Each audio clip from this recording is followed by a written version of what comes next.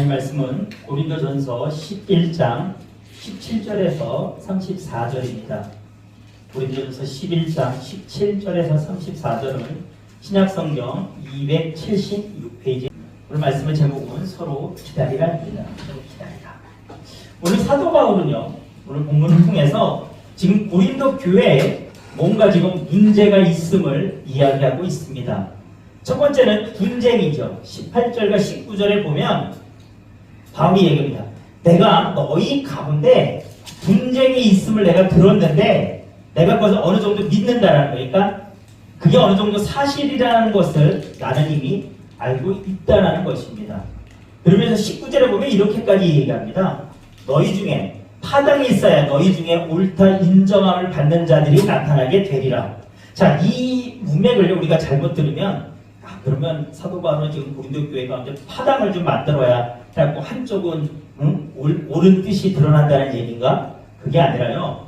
하도 싸우니까 야 도대체 서로가 네가 맞다 내가 맞다 서로 이러고 있으니까 야 차라리 너희 중에 파가 나눠져 있다면 어느 한쪽이 옳다고 차라리 인정받을 수 있겠냐?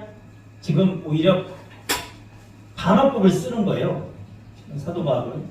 그러면서 지금 고린도 교회에 대해서 분쟁하는 자들에 대해서 지금 책망하고 있습니다. 그러면서 또 한 가지 책망합니다.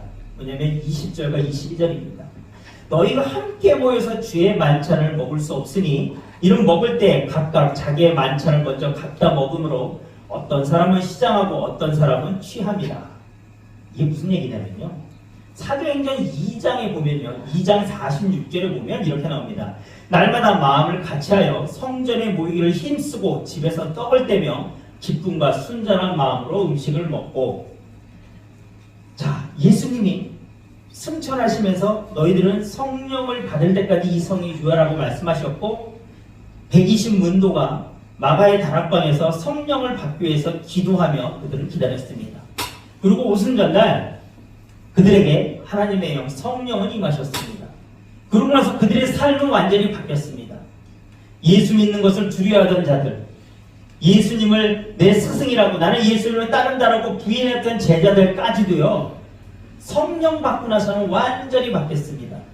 그들은 복음을 전하는데 예수님의 하나님의 아들이라는 것, 예수님의 하나님의 구원에서 그렇게 우리 조상들에게 누누이 말씀하시던 메시아라는 것을 그들은요.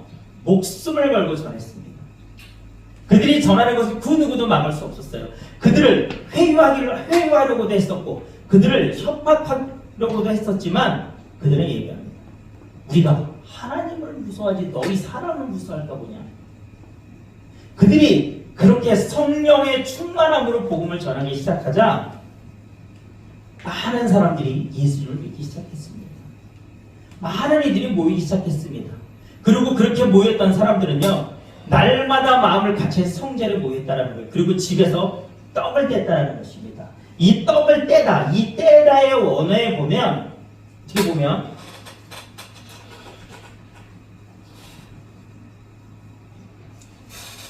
이 떡을 떼다에는 성찬의 의미도 예수님의 십자가의 의미도 같이 들어가 있다고 볼 수 있는데 원어를 보면요. 떼다라는 의미 속에서는 으깨다 어떤 그런 의미가 있거든요. 이거는요. 예수님의 십자가의 죽음을 상징합니다. 그래서 신약시대에서 떡을 뗐다라는 말씀은요. 거의 대부분 예수님의 십자가의 죽으심을 의미하는 경우가 많이 있습니다. 그러니까 초대교회 사람들은요. 항상 예수님의 그 성찬하셨던 그 예수님의 그 십자가의 죽으심, 예수님이 떡과 어떤 포도주로 자신의 죽음을 말씀하셨던 그것들을 그들은 항상 지켰다라는 것입니다. 그리고 그 당시 성찬식은요. 우리의 지금과는 약간 다릅니다. 그 당시는 성찬식은요. 애찬과 함께 더불어져 이루어졌어요. 그러니까 식사하는 것과 더불어져 이루어졌는데 초대교회도요. 많은 사람이 모였습니다. 그러면 그 많은 사람은요. 정말 다양한 사람이었다는 거예요. 각계각층의 사람들이었고 또 경제적인 상황도 각각 다 달랐다는 것입니다. 자, 그들이 모이니까 그들이 이제 식사해야 될 상황이 도달했습니다. 아마 그들도 누군가가 야, 너 오늘은 이만큼 갖고 오고 각자 먹을 것들을 싸갖고 왔습니다. 자기가 갖고 오고 싶은 만큼 갖고 왔어요. 그리고 처음에는 그것을 다 같이 나누어 먹었습니다. 누구 하나 못 먹는 사람이 없이 다 같이 나누어 먹었다는 것입니다. 그런데 시간이 지나면서 어떤 현상이 벌어졌냐면요. 오늘 본문에 보면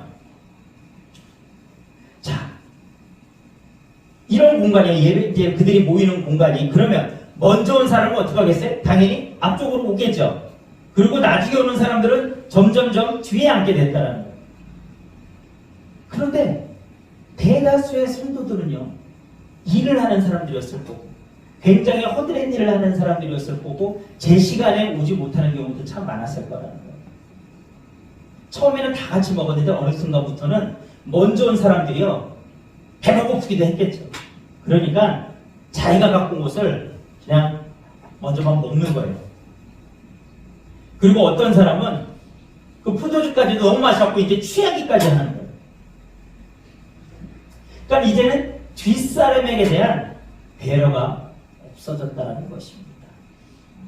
그냥 앞에 있는 대로 야 그러니까 이 정도 모였네. 야 먹자 그렇게 됐다는 것입니다. 더군다나 그들은요 다음 사람을 위해 먼저 먹으면서도 남겨두질 않았다는 거예요. 그러니까 나중에 온 사람은 오늘 본문에 보면 뭐라고 합니까? 주의 만찬을 먹을 수 없었더라고 이야기합니다. 그러니까 어떤 문제가 생겼을까요? 불만들이 나오기 시작했다는 것입니다. 교회 안에서는 다 같이 먹으며 다 같이 나눠야 되는데 누구는 먹고 누구는 못 먹는 일들이 벌어졌다는 것입니다. 예수님이 성만찬 하신 거, 예수님이 잡히시던 그날 밤에 성만찬 하신 거는요, 사복음서 모두에 다 나와 있습니다. 특히 요한복음에는요, 그것이 어떠한 것을 의미하는 예수님이 자세히 설명하셨어요. 그 마태복음, 마가복음, 누가복음처럼 성만찬 자체를 나누지는 않았지만 성만찬의 의미에 대해서 예수님이 나누셨고요. 또 요한복음에는 나와 있는 게 있어요. 뭐냐면 예수님이 성만찬을 하시기 전에 제자들의 발을 씻겨주신 사건이 나옵니다. 세족식이라고 하는 거. 그 당시의 문화에서는요, 우리가 아는 대로 그 당시는 거기는 광야지대, 지금처럼 우리가 신는 구두나 이런 것을 신지 않죠. 그들은 맨발이거나 샌달이었습니다. 그러니까 그들의 발에는요 먼지가 가득했습니다. 그래서 그들이 식사로 들어간 그곳에서는 원래는요 그곳 주인이요 자신이 부리는 종 중에서 가장 낮은 종을 보내서요 그들의 발을 씻겨주게끔 했었습니다. 누군가의 발을 씻겨준다는 것은요 그것은 가장 자신이 낮은 위치에서 할 수 있는 이 그 당시의 문화였습니다.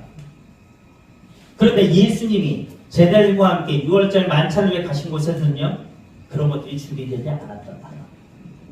그때 예수님이 제자들의 발을 직접 씻기십니다.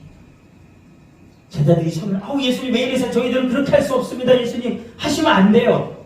그때 예수님이 내가 너희들에게 이것을 하지 않으면 너희와 나는 전혀 상관없다고 말씀하셨습니다. 예수님은요 이 땅에 우리를 섬기러 오신 분입니다. 예수님의 성만찬은요 여러분 하나님의 사랑을 의미합니다. 사랑은요 낮은 자의 모습으로 낮은 위치에서 섬기는 것이 사랑입니다. 하나님이 우리를 어떻게 그렇게 사랑하셨냐고요? 예수님을 이 땅에 보내셨죠.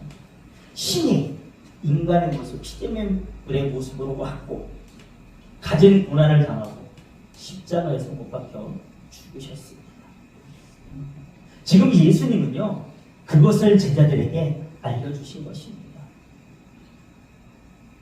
떡을 떼주면 이것은 내 살이라고 말씀하시고 포도주를 그들에게 주며 이것은 내 피라고 말씀하십니다.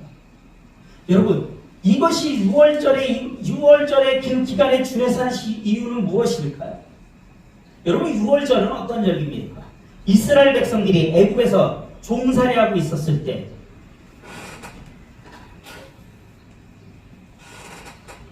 하나님이 모세를 보내서 그들을 구원합니다. 10가지 재앙 중에 마지막 재앙이 장자를 죽이는 재앙이었죠.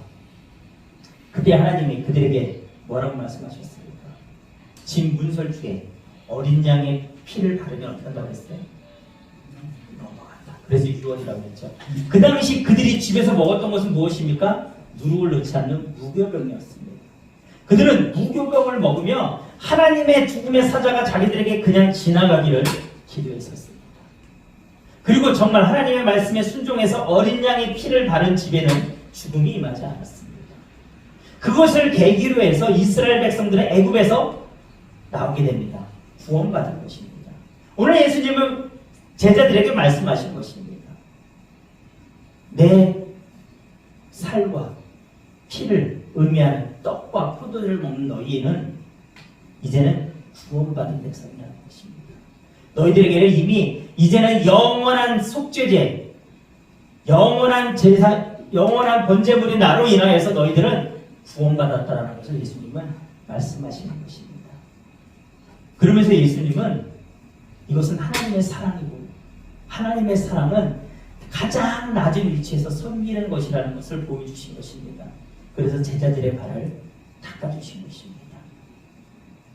여러분, 교회 안에서는요, 사실은 다수의 의견에서 결정되어야 되는 것이 옳은 것이 아닙니다.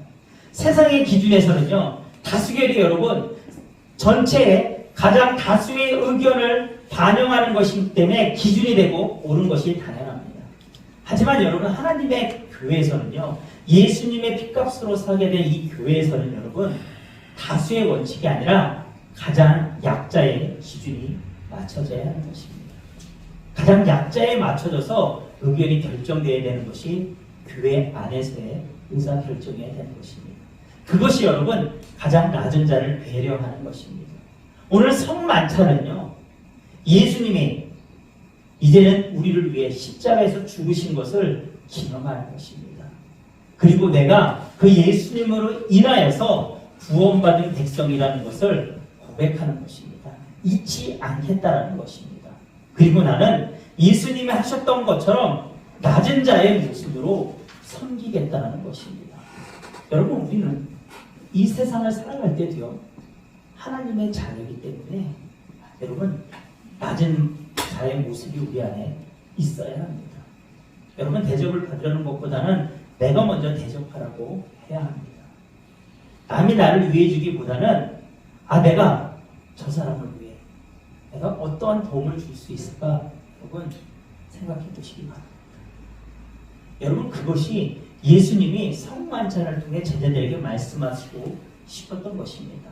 그것이 하나님의 사랑을 받은 자로서 우리가 이 세상을 향해 사랑을 베푸는 것입니다. 여러분, 사랑하지 않는다면 여러분, 우리는 아직 예수님의 성만찬의 의미를 모르는 것입니다. 예수님의 성만찬, 사랑 때문에 예수님이 십자가에서 죽으셨고 예수님은 부활하셨습니다. 그 예수님을 믿는 우리는요, 그 사랑으로 인하여서 구원받은 것입니다. 예수님의 그 사랑에 여러분, 그 마음을 깊게 예수님의 그 사랑을 담아두시기 바랍니다. 그리고 낮은 자의 모습으로 섬기시기를 주님의 이름으로 축원합니다.